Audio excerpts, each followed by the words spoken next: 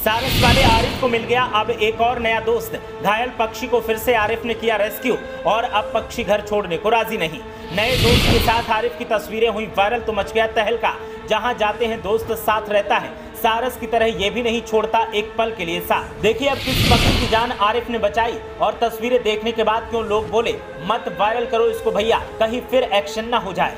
सारस के दोस्त आरिफ तो आपको याद ही होंगे। हाँ, वही आरिफ जिनकी सारस के साथ दोस्ती ऐसी मकबूल हुई थी कि अखिलेश यादव भी उनसे मिलने उनके घर पहुंच गए थे और उसके बाद जो हुआ उसने खूब सुर्खियां बटोरी। आरिफ से सारस को जुदा कर दिया गया और चिड़ियाघर में कैद कर दिया गया। तो वहीं सारस के दूर होने के बाद से आरिफ काफी परेशानी में थे और मायूस रहते थे। लेकिन अब एक नया दोस्त आरिफ की जिंदगी में आ गया है और नए दोस्त के साथ आरिफ भी अब धीरे धीरे खुश रहने लगे हैं। एक बार फिर आरिफ ने एक घायल पक्षी की जान बचाई और अब ये पक्षी उनसे दूर जाने का नाम नहीं लेता है।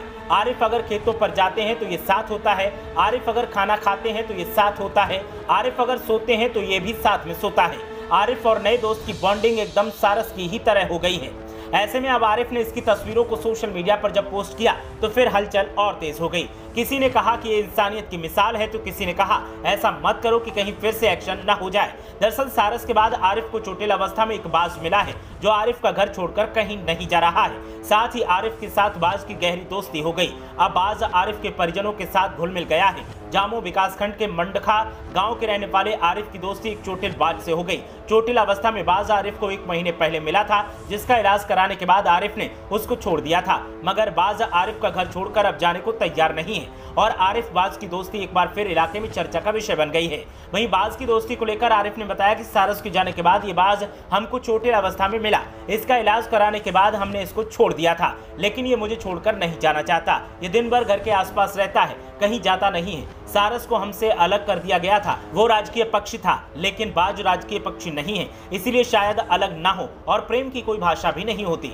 बता दें कि अमेठी के जामो विकासखंड के मंडखा गांव निवासी आरिफ सोशल मीडिया पर तब चर्चा में आ गए थे जब एक सारस पक्षी के साथ उनकी तस्वीरें और वीडियो वायरल होने के बाद उनकी दोस्ती की खूब चर्चा होने लगी थी। उत्तर प्रदेश के पूर्व मुख्यमंत्री और समाजवादी पार्टी के मुखिया अखिलेश यादव ने भी मंडखा जाकर आरिफ और सारस से मुलाकात की थी।